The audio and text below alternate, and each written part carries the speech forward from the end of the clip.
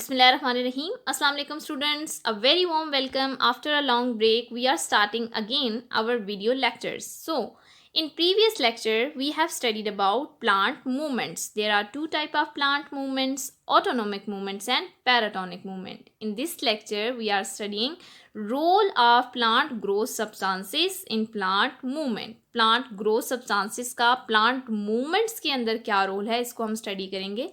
So, first of all, what are plant growth substances? Plant growth substances are special substances that are produced in plants.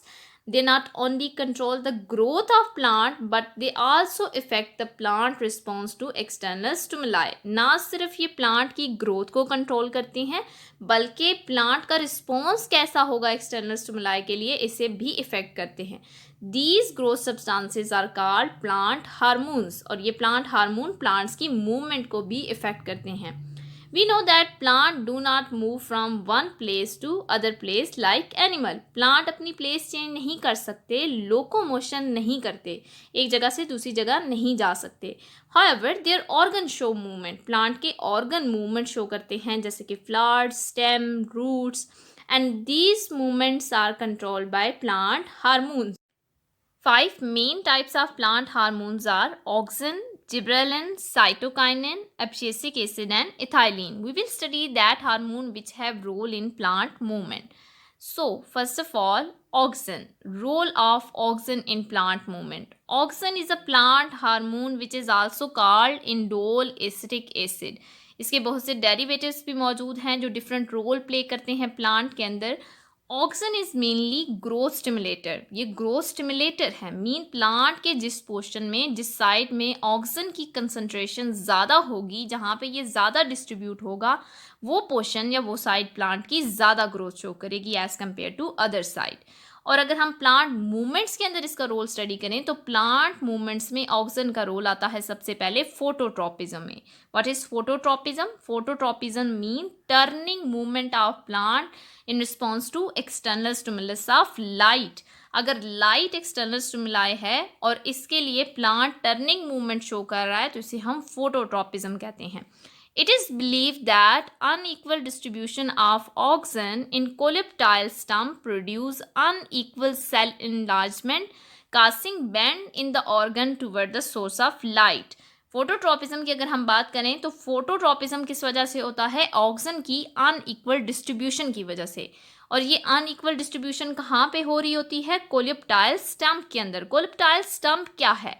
Plant के जो young portion या tips पे intern या आप कह सकते हैं जो ग्रास प्लांट्स हैं, हर्बिशियस प्लांट हैं, उनको जो कवर कर रही होती है अपर शीथ, उसे हम कोलेप्टाइल स्टम्प कहते हैं. और कोलेप्टाइल स्टम्प के अंदर ऑक्सीजन की डिस्ट्रीब्यूशन की वजह से फोटोट्रॉपिज्म होता है.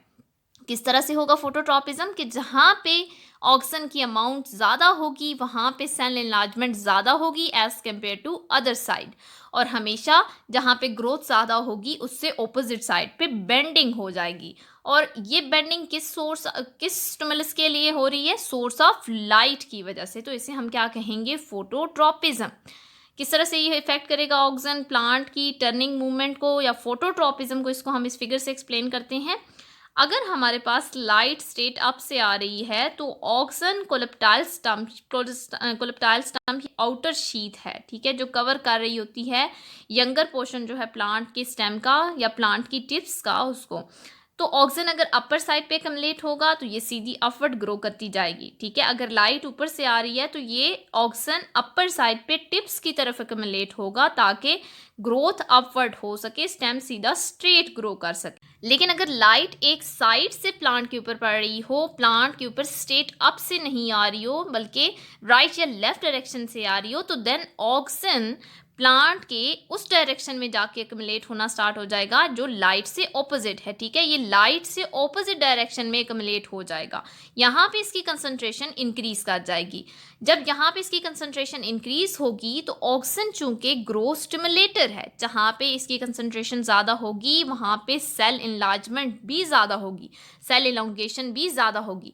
तो ऑक्सीजन इस साइड पे कम्युलेट होता जाएगा तो ये जो सेल हैं ये ज़्यादा इनलार्ज करेंगे as compare to this side, ये साइड कम इनलार्जमेंट शो करेगी या ये सेल इलोंगेशन इस साइड पे कम होगी as compare to this side. और जब यहाँ पे सेल इलोंगेशन ज़्यादा होगी तो इस साइड से प्रेशर पड़ेगा दूसरी साइड की तरफ और ये बेंडिंग हो जाएगी लाइट की डायरेक्शन में। लाइट की डायरेक्शन में प्लांट बेंड हो जाएगा क्योंकि इसकी एक साइड जो लाइट से ऑपोजिट है यहाँ पे सेल इलोंगेशन ज़्यादा है as compare to this side. So ये जो बेंडिंग है प्लांट की ये लाइट की तरफ हो रही है या लाइट की डायरेक्शन में हो रही है और इसे हम क्या कहते हैं, फोटोट्रॉपिज्म। एंड इसके अंदर कौन सा ग्रोथ सब्सटेंसेस इन्वॉल्व हैं या क्या इन्वॉल्व है, प्लांट का कौन सा हार्मोन इन्वॉल्व है, it is auxin. Auxin plant की लाइट की तरफ बेंडिंग कराता है by unequal distribution. Unequal distribution होती है ऑक्सिन की जिसकी वजह से एक पार्ट ज़्यादा ग्रो करता है, एक साइड ज़्यादा ग्रो करती है as compare to other side, और जो साइड ज़्यादा ग्रो करती है उससे ऑपोजिट साइड पे बेंडिंग हो जाएगी। Next is role of auxin. Second role of auxin is geotropism. Auxin is also responsible for geotropism. Geo mean earth या soil और tropism again mean turning movement. अगर plant की turning movement earth की तरफ या gravity की तरफ हो रही है या उससे away हो रही है turning movement, तो इस movement को हम geotropism कहते हैं। जियोट्रॉपिज्म की अगर हम बात करें तो रूट्स पॉजिटिव जियोट्रॉपिज्म शो करती हैं और स्टेम नेगेटिव जियोट्रॉपिज्म शो करता है, क्योंकि रूट्स हमेशा ग्रेविटी की तरफ मूव करती हैं और stem on the other hand gravity से अवे मूव करता है। और इस मूवमेंट की अगर हम बात करें तो इस मूवमेंट के अंदर भी कौन सी ग्रोथ सब्सटेंसेस इन्वॉल्व हैं, ऑक्सिन इन्वॉल्व है इसके अंदर। प्लांट का कौन सा हार्मोन जियोट्रॉपिज्म करवा रहा है, ऑक्सिन। सो प्लांट को अगर हम प्लेस करते हैं एक पॉट के अंदर, ये पॉट सीधा प्लेस किया गया है, इसके अंदर क्या होगा कि रूट्स हमेशा डाउनवर्ड ग्रो करेंगी, सॉइल की तरफ जाएंगी या ग्रेविटी की तरफ जाएंगी और स्टेम अपवर्ड ग्रो करेगा। इसी पॉट को अगर हम हॉरिजेंटली प्लेस कर देते हैं या ये फॉल ओवर कर जाता है तो देन क्या होगा, अब रूट इस डायरेक्शन में ग्रो नहीं करेंगी बल्कि तब भी अब यहाँ पे इसकी डायरेक्शन क्या होगी, डाउनवर्ड। यहाँ पे अब रूट डाउनवर्ड बेंडिंग स्टार्ट कर देंगी और इस बेंडिंग के लिए कौन रिस्पॉन्सिबल है, ऑक्सिन। ऑक्सिन एक साइड पे जो अपर साइड पे है ग्रेविटी के, वहाँ पे ग्रोथ इंक्रीज कर देगा, यहाँ पे सेल एलोंगेशन ज़्यादा हो जाएगी जिसकी वजह से रूट्स डाउनवर्ड बेंड हो जाएंगी ग्रेविटी की तरफ। और on the other hand stem भी स्ट्रेट अब इस डायरेक्शन में ग्रो नहीं करेगा बल्कि अब इसकी डायरेक्शन दोबारा फिर से अप की तरफ हो जाएगी। और ये अपर डायरेक्शन में किस तरह से ग्रो करेगा कि ऑक्सिन इसके लोअर पोर्शन की तरफ सेल एलोंगेशन इंक्रीज कर देगा। जब यहाँ पे सेल एलोंगेशन इंक्रीज हो जाएगी तो अपवर्ड बेंडिंग होगी और स्टेम दोबारा से किस तरफ ग्रो करना स्टार्ट कर देगा, upward. So this geotropism is caused by auxin. Next role of auxin is inhibition of growth of root. Root की जो हायर रेट पे ग्रोथ है उसको इनहिबिट करता है ऑक्सिन। किस तरह से इनहिबिट करता है कि जो अपर सरफेस होती है रूट सेल्स की, अपर हम रूट्स की बात करें तो ये हमारे पास एक रूट है, ठीक है, ये स्ट्रेट ग्रो कर रही है। जो रूट के अपर सेल्स हैं यहाँ पे ये सेल इलोंगेशन इंक्रीज कर देता है, ये सेल्स ज़्यादा इलोंगेट करते हैं as compare to this side. अब यहाँ पे इलोंगेशन ज़्यादा हो रही है तो रूट किस तरफ बेंड हो जाएंगी, डाउनवर्ड, ठीक है। तो ऑक्सिन क्या करता है, इनहिबिट करता है रूट की अप साइड पे ग्रोथ को। किस तरह से कि ये इलोंगेशन कराता है अपर सरफेस ऑफ सेल की, जो अपर साइड पे सेल्स मौजूद हैं रूट सरफेस के, उन सेल्स की इलोंगेशन कराता है। जब वो सेल्स इलोंगेट करेंगे तो रूट्स डाउनवर्ड कर्व्ड हो जाती हैं। यहाँ पे एक प्लांट शो किया गया कि अगर हम प्लांट को हॉरिजेंटली प्लेस कर देते हैं, ठीक है, अगर हम इसको इस साइड पे ले कर देते हैं तो ऑक्सिन डाउन साइड पे कमलेट होना स्टार्ट हो जाएगा। जब ये डाउनवर्ड कमलेट होगा तो ये रूट का पोर्शन है। ऑक्सिन रूट की जो अपर सरफेस है, ठीक है, ये वाली साइड है, यहाँ पे ज़्यादा कंसंट्रेशन में कमलेट हो जाएगा। जब यहाँ पे इसकी कंसंट्रेशन इंक्रीज हो जाएगी तो ये सेल ज़्यादा इलोंगेट करेंगे और जब इलोंगेशन यहाँ ज़्यादा होगी तो रूट्स किस तरफ बेंड होना स्टार्ट हो जाएंगी, डाउन साइड पे, ठीक है। यहाँ पे ये स्ट्रेट हैं लेकिन जब ऑक्सिन अपर साइड पे एक्युमुलेट हुआ, अपर सरफेस पे एक्युमुलेट हुआ तो इसकी वजह से डाउनवर्ड बेंडिंग हो जाएगी। Next role of auxin in stimulation of growth of stem. Auxin stimulate करता है स्टेम की ग्रोथ को। किस तरह से स्टिमुलेट करता है, ये बिल्कुल ऑपोजिट है रूट की ग्रोथ से। रूट की ग्रोथ को जिस तरह से इनहिबिट किया गया था उसी से ऑपोजिट ये स्टिमुलेट कर रहा है ग्रोथ ऑफ स्टेम को। किस तरह से कि अगर हम एक प्लेस करते हैं प्लांट हॉरिजेंटल फॉर्म में, सॉइल के ऊपर तो लोअर साइड पे एक्युमुलेट हो जाएगा जाके ऑक्सीजन। और रूट में ये क्या करता था कि रूट की अपर सरफेस की तरफ ग्रोथ इंक्रीज करता था ताकि रूट डाउनवर्ड बेंड हो जाए। जबकि स्टेम के अंदर इसका क्या काम होगा, स्टेम के अंदर ऑक्सीजन लोअर सरफेस की तरफ एक्युमुलेट होगा ताकि लोअर सरफेस इलोंगेट करे। जब लोअर सरफेस इलोंगेट करेगी, यहाँ पे ग्रोथ ज़्यादा होगी, तो इसकी वजह से बेंडिंग किस तरफ होगी, अपवर्ड। ठीक है, तो ऑक्सीजन ग्रोथ ऑफ स्टेम को किस तरह से स्टिमुलेट करता है, लोअर सेल जो है या लोअर सरफेस सेल उनको इलोंगेट कराता है और इसकी वजह से स्टेम अपवर्ड कर्व्ड हो जाता है। Next is the role of gibberellin and abscisic acid. These are also plant hormones.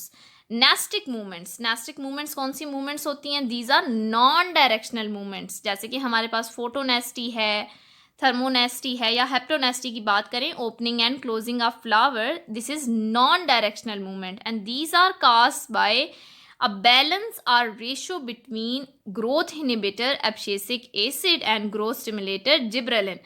Gibberellin एक ग्रोथ स्टिमुलेटर है, ग्रोथ को इन्हांस करता है। ऑन दी अदर हैंड अगर हम एब्सिसिक एसिड की बात करें तो ये एक ग्रोथ इनहिबिटर है।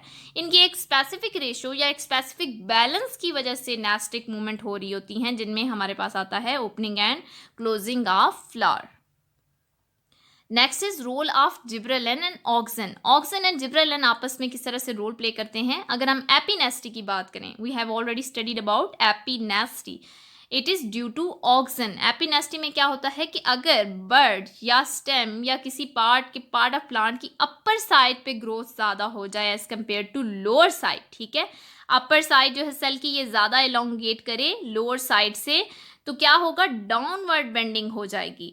ऑन दी अदर हैंड अगर हम हाइपोनेस्टी की बात करें तो हाइपोनेस्टी क्या है कि अगर लोअर साइड ज़्यादा एलोंगेट करे, यहाँ पे लोअर साइड के सेल्स जो हैं ये ज़्यादा एलोंगेट कर रहे हैं as compare to upper side, तो इससे क्या होगा, अपवर्ड बेंडिंग हो जाएगी। और ये एपिनेस्टी किस वजह से हो रही होती है, ऑक्सिन की वजह से। और हाइपोनेस्टी में कौन रोल प्ले करता है, जिब्रेलिन।